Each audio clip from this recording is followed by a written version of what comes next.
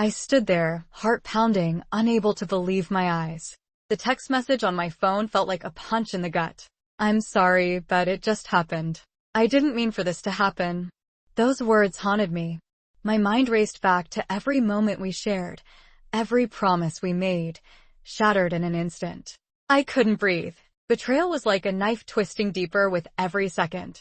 I had to know the truth, but part of me was terrified of what I might find out.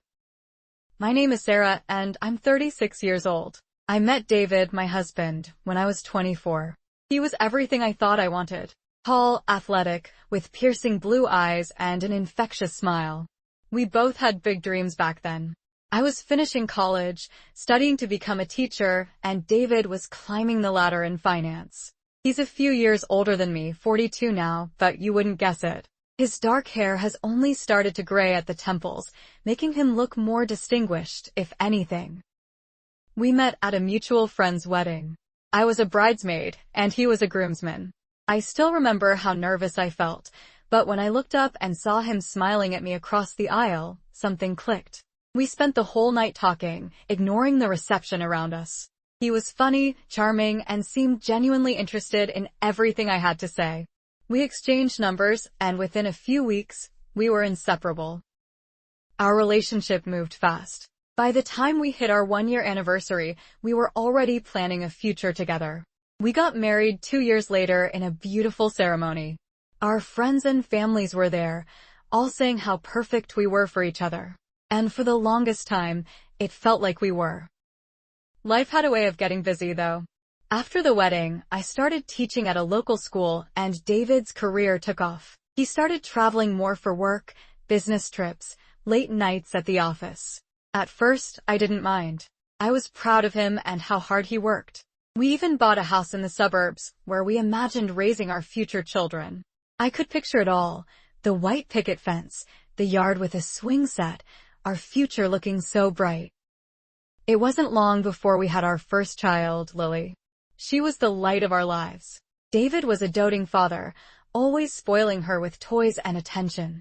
2 years later, we had our son, Ben. Our family was complete, or so I thought.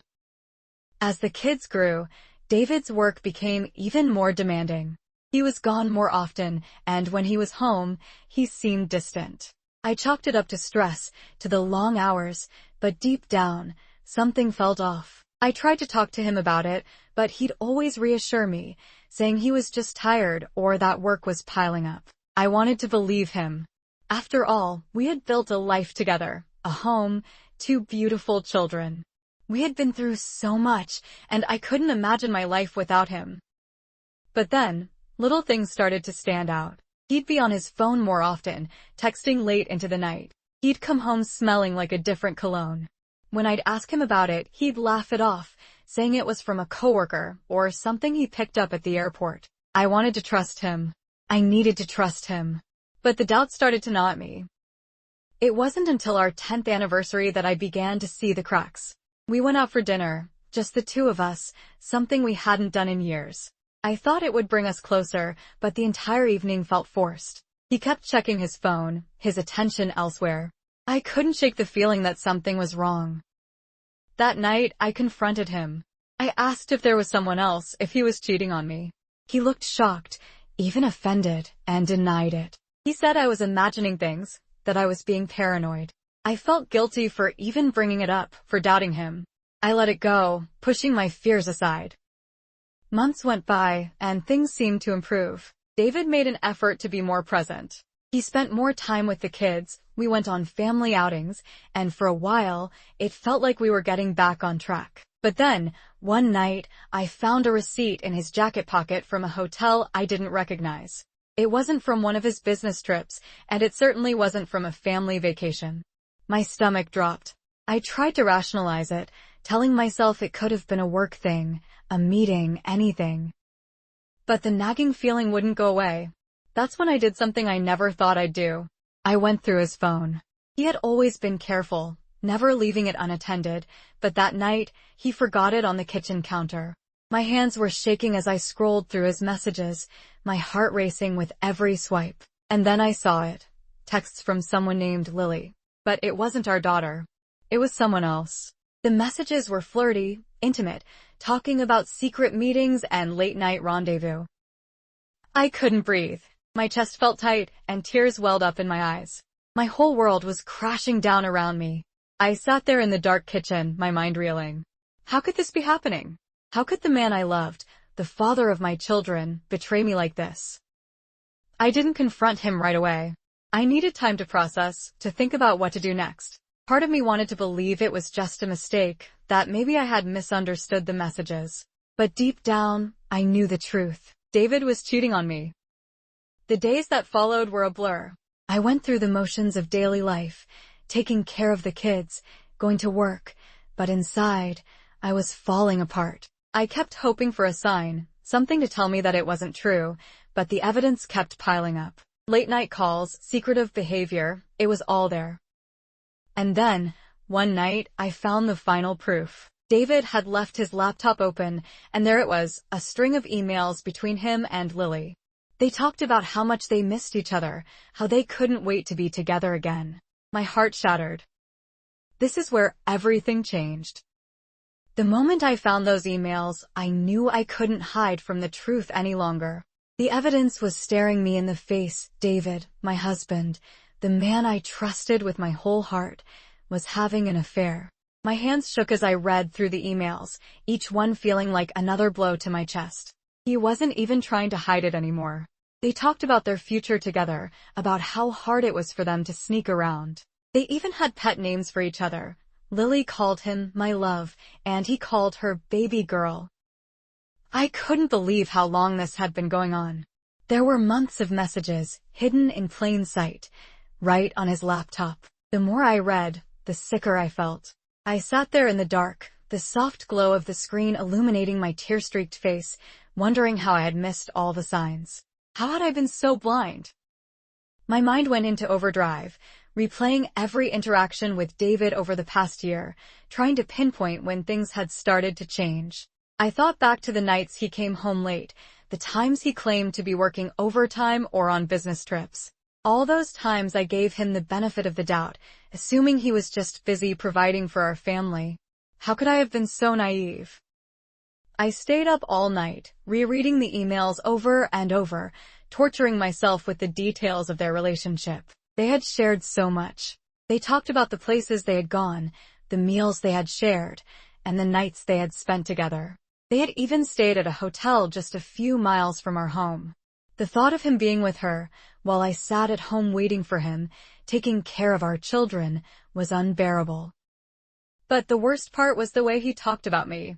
In one of the emails, Lily asked him how things were going at home, and David replied, "It's the same. Sarah's busy with the kids and doesn't notice much. We've grown apart." That sentence hit me like a ton of bricks. He was so casual about it, as if our entire marriage was just some background noise to his affair. I wasn't even a person to him anymore, just an inconvenience, someone who was too preoccupied with family life to realize her husband was slipping away. By morning, I was exhausted but filled with a sense of determination. I couldn't pretend anymore.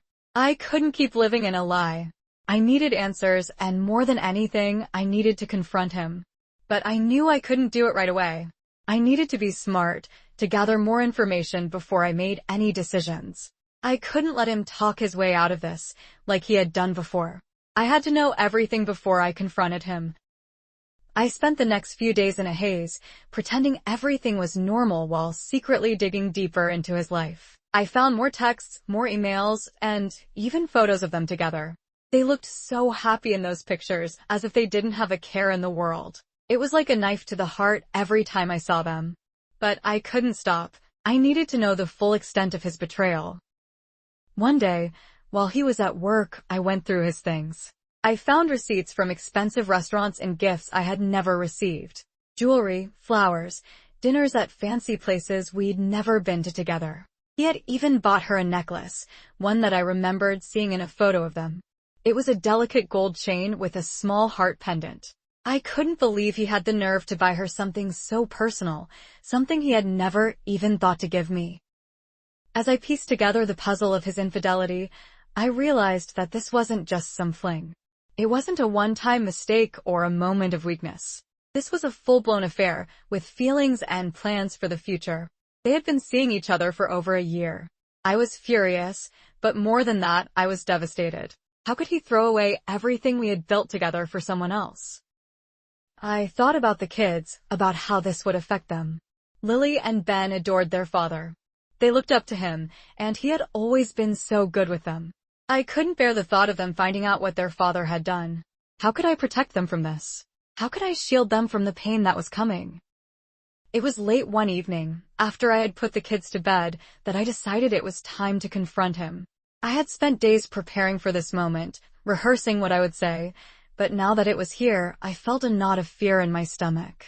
What if he denied everything? What if he lied again? What if he turned it around on me and made me feel like I was the one in the wrong? When David walked through the door that night, I could barely look at him. He gave me a quick kiss on the cheek and went straight to the kitchen, pouring himself a glass of wine. He was so calm, so oblivious to the storm that was about to hit him. "David," I said, my voice shaking slightly, "we need to talk." He turned to me, his face instantly wary. "What's wrong?" he asked, setting the glass down. "I know," I said, my voice stronger now. "I know about you and Lily." For a moment, there was silence. His face went pale, and he blinked at me, as if trying to process what I had just said. Then, he opened his mouth, but no words came out. The guilt was written all over his face. He didn't even try to deny it. "How long?" I asked, my voice barely above a whisper. "How long have you been seeing her?" He hesitated for a moment before answering. "About a year," he said quietly, avoiding my gaze. A year. I had suspected it, but hearing him say it out loud was like a punch to the gut. I felt the tears welling up in my eyes, but I refused to cry in front of him. I needed to stay strong. "Why, David?" I asked, my voice breaking. "Why did you do this to us? To me? To our family?" He sighed, running a hand through his hair, looking as though he was struggling to find the right words. "I don't know," he finally said. They just happened. We drifted apart, Sarah. You were always so focused on the kids, and I felt like you didn't need me anymore." I stared at him in disbelief. "So you cheated on me because I was being a good mother?" I snapped. "That's your excuse?" He shook his head. "No, it's not an excuse. I'm not trying to justify what I did. I know it was wrong. But I was lonely, Sarah. I felt like I didn't matter anymore. And Lily, she made me feel important again." I couldn't believe what I was hearing. All these years, I had been doing everything I could to keep our family together, to raise our children and support him, and this was how he repaid me. He was lonely, so he found someone else to make him feel special. It was pathetic. "You could have talked to me," I said, my voice shaking with anger. "You could have told me how you were feeling. We could have worked on it. But instead, you went behind my back and destroyed everything." "I know," he said, his voice barely audible. "I'm sorry, Sarah. I never meant to hurt you." His apology felt hollow, meaningless. Sorry wasn't going to fix this. Sorry wasn't going to erase the months of lies and betrayal. And sorry wasn't going to change the fact that our marriage was over. I stood up, my legs trembling as I did. "I want you to leave," I said, my voice firm despite the tears threatening to spill over. "I can't do this anymore, David. You need to leave." He looked at me, his eyes wide with shock. "Sarah, please, let's talk about this. We can work through it." "No," I cut him off, my voice stronger now. "You made your choice when you started this affair. I can't trust you anymore. I don't even know who you are." For a moment, he just stood there, staring at me in disbelief. Then, slowly, he nodded. "Okay," he said quietly. "I'll go." He left that night, taking only a small bag of clothes with him. I watched him walk out the door, and as it closed behind him, I felt a wave of relief wash over me. The worst part was over. I had confronted him, and now I could begin to heal. But the pain didn't go away. It lingered, like a dull ache in my chest as I lay in bed that night, staring at the ceiling. I thought about our children, about how I would explain this to them. They deserved better than this. I deserved better than this. For days, I went through the motions of life, taking care of the kids, going to work, but inside, I was numb. The betrayal had cut so deep, I didn't know if I would ever feel whole again. David texted me a few times, asking to talk, but I ignored him. There was nothing left to say. And then, one afternoon, I received an email from Lily. The other Lily. The woman who had stolen my husband. It was short, just a few lines, but it sent me spiraling. I'm sorry, Sarah. I never meant to hurt you. David told me you two were over. I didn't know. I stared at the screen, my hands trembling with rage. She didn't know? How could she not know? We were still living together, raising our children. How could she possibly think we were over? I wanted to scream, to throw my laptop across the room. But instead, I sat there, staring at the email, feeling the weight of it all pressing down on me. David had lied to her too, made her believe that our marriage was already dead, just like he had done to me. I didn't respond to her email. What could I possibly say? There was no excuse for what she had done. She had made her choice, just like David had. And now, it was time for me to make mine. After that email from Lily, something inside me snapped. For weeks, I had been walking around in a fog, devastated and heartbroken. But that email, her pathetic attempt at an apology, lit a fire in me that I hadn't felt in years. How dare she try to play the innocent party, claiming she didn't know about our marriage? The more I thought about it, the more I realized that I couldn't just let this slide. They had both betrayed me, and they needed to face the consequences. The first step was getting my affairs in order. I spoke to a lawyer the next day, laying everything out on the table. I had the emails, the text messages, the photos, all the evidence I needed to prove David's infidelity. My lawyer was calm, reassuring, and most importantly, strategic. She explained that while divorce was inevitable, there were ways I could ensure I wasn't left with nothing. David had been the primary breadwinner, and though I loved my job as a teacher, it wasn't enough to support myself and the kids on my own. I needed to make sure the kids and I would be financially secure. But revenge wasn't just about taking David to court. That felt too clean, too easy. I wanted him to feel the same level of pain he had inflicted on me. I wanted him to suffer for every lie, every night he had spent with her while I sat at home, clueless. The opportunity presented itself sooner than I expected. David had been trying to contact me for weeks, leaving voicemails, sending texts, asking for a chance to talk. At first, I ignored him, but then I realized I could use this to my advantage. If David wanted to talk, fine. I would let him think that I was open to reconciliation, that there was a chance for us to work things out. I would draw him in, make him believe I was willing to forgive him, and then, when the time was right, I'd strike. I sent him a short text one afternoon. We need to talk. Can you come over tonight? He responded almost immediately, agreeing to meet. I could practically feel his relief through the phone. He thought I was going to forgive him, that we could move past this like nothing had happened. But he had no idea what I had in store. That evening, I prepared carefully. I dressed in a simple, understated way, jeans and a sweater, nothing that would give away my true intentions. I didn't want him to suspect anything. I made sure the kids were with my mom for the night, so we could have the house to ourselves. Everything was set. David arrived right on time. He looked tired, worn down, as if the weight of his actions had finally started to catch up with him. Good. He deserved to feel every bit of that guilt. When I opened the door, he gave me a small, hopeful smile. I forced myself to return it, though it made my stomach turn. Thanks for agreeing to see me, he said as he stepped inside. I've been wanting to talk to you for a while now. I nodded, keeping my expression neutral. Let's sit down, I said, gesturing toward the living room. We sat on opposite ends of the couch, and for a moment, neither of us spoke. The silence hung heavy between us, filled with all the things we weren't saying. I could see him watching me, waiting for me to start the conversation. I've been thinking, I began slowly, choosing my words carefully. About everything. About us. He nodded, looking hopeful. I've been thinking too, Sarah. I know I messed up, really messed up, but I love you.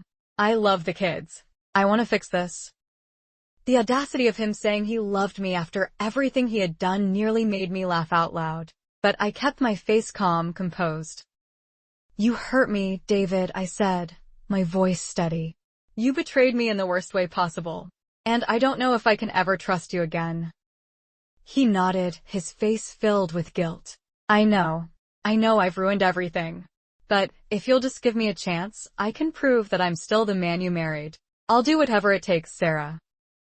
I could feel the anger rising in me, but I pushed it down. I wasn't ready to explode just yet. "It's not that simple," I said quietly. "You didn't just cheat on me, David. You destroyed our family." His face fell. I could see the reality of his actions sinking in, the weight of what he had done finally hitting him. But still, he tried to convince me. "We can get through this," he insisted. "We can go to counseling, work on rebuilding our relationship. I'll do anything to make it right." I stared at him, amazed at how clueless he was. He really thought a few therapy sessions would fix this? That I would just forgive and forget? He had no idea. "I don't know," I said, letting my voice waver slightly, as if I were unsure. "I need time to think about it." He leaned forward, reaching for my hand, but I pulled away. I couldn't stand to let him touch me, not after everything. "Take all the time you need," he said quickly. "I'll wait as long as it takes." I stood up, needing some distance from him. "I'm going to get a drink. Do you want anything?" He shook his head, watching me as I walked to the kitchen. I could feel his eyes on me, hopeful, desperate. Perfect. I needed him to stay in that vulnerable, needy state. I poured myself a glass of water, taking a deep breath. I needed to stay calm. The timing had to be perfect.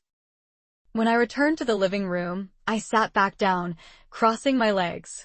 "There's something I've been meaning to ask you," I said, my tone casual, as if it were no big deal. He looked at me, confused. "What is it?" I hesitated for a moment, letting the silence build the tension. Then I asked, "Did you ever bring her here? To our house?" His eyes widened in shock, and I saw a flicker of panic cross his face. "What? No. Of course not, Sarah. I would never." "Are you sure?" I pressed, my voice harder now. "Because I found some things that make me wonder. I found receipts from restaurants I've never been to, gifts I've never received. So I need to know, David, did you bring her into our home?" He looked horrified. "Sarah, I swear to you, I never brought her here. I wouldn't do that." I stared at him, letting the silence stretch between us. I didn't believe him. Maybe he hadn't brought her to the house, but it didn't matter. He had already crossed so many lines that it didn't even matter anymore. "Okay," I said, my voice cold. "But here's the thing. Whether you brought her here or not, you still disrespected me, our marriage, and our family. You chose her over us, over me. And I will never forgive you for that." David's face crumpled. "Sarah, please," he begged. "I know I made a mistake, but I love you. I love our kids. I don't want to lose you." I couldn't hold back any longer. The anger, the hurt, the betrayal, it all came flooding out in a wave of fury. "You should have thought about that before you started screwing around with someone else," I shouted, my voice shaking with rage. "You had a choice, David. You could have talked to me, we could have worked through whatever was wrong, but instead, you lied to me. You lied to my face every single day." He flinched at my words, but I wasn't done. "You don't get to come here now and act like you're the victim, like you're sorry. Because sorry doesn't fix this. Sorry doesn't take away the months of lies, the nights I spent wondering what was wrong while you were off with her." David was crying now, silent tears streaming down his face. I didn't care. I wanted him to feel every ounce of the pain I had felt. "And do you know what the worst part is?" I continued, my voice cracking. "It wasn't even just about the affair. It was about how little you thought of me, of us. You thought you could have your fun with her and then come home to me like nothing had changed. Like I wouldn't notice. Like I wasn't worth the truth." I stood up, pacing the room, my heart racing. "I gave you everything, David. I was a good wife. I supported you. I raised our kids. I built a life with you. And you threw it all away for what? Some cheap fling?" David was sobbing now, his face in his hands. "I'm sorry," he kept repeating. I'm so sorry. But it wasn't enough. It would never be enough.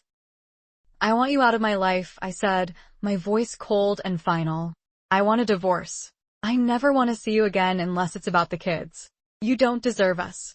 You don't deserve me. He looked up at me, his face a mess of tears and regret. Sarah, please. No, I cut him off. It's too late. You've made your bed. Now you can lie in it. David stayed for a few more minutes, crying and pleading, but I didn't budge. I had made my decision, and nothing he could say would change it. Eventually, he left, broken and defeated, and for the first time in months, I felt a sense of peace. He was out of my life, and I was free to move on. But my revenge didn't end there. The next step was making sure Lily knew exactly who she had been dealing with. I wasn't content to let her walk away from this unscathed. She might have claimed she didn't know about our marriage, but that didn't excuse what she had done. She had still been part of this betrayal, and she needed to pay for it. I found her phone number easily enough. David had saved it under a fake name in his contacts, but I wasn't stupid. I knew exactly who Elle was. I called her the next day, my heart pounding in my chest as the phone rang. She picked up on the third ring, her voice soft and unsuspecting. Hello? Lily, I said, my voice cold and steady. There was a pause on the other end of the line, and then she spoke again, her voice wary. Who is this? This is Sarah, I said, letting the silence hang for a moment. David's wife. Another pause, longer this time. I could almost hear her scrambling to figure out what to say. What do you want? I want to make sure you understand exactly what you've done, I said, my voice like ice. You ruined my marriage, you destroyed my family, and now you're going to face the consequences. I didn't know, she said quickly, her voice panicked. I swear, he told me you two were separated. Don't lie to me, I snapped, cutting her off. You knew exactly what you were doing. You might not have known every detail, but you knew he was married. And you didn't care.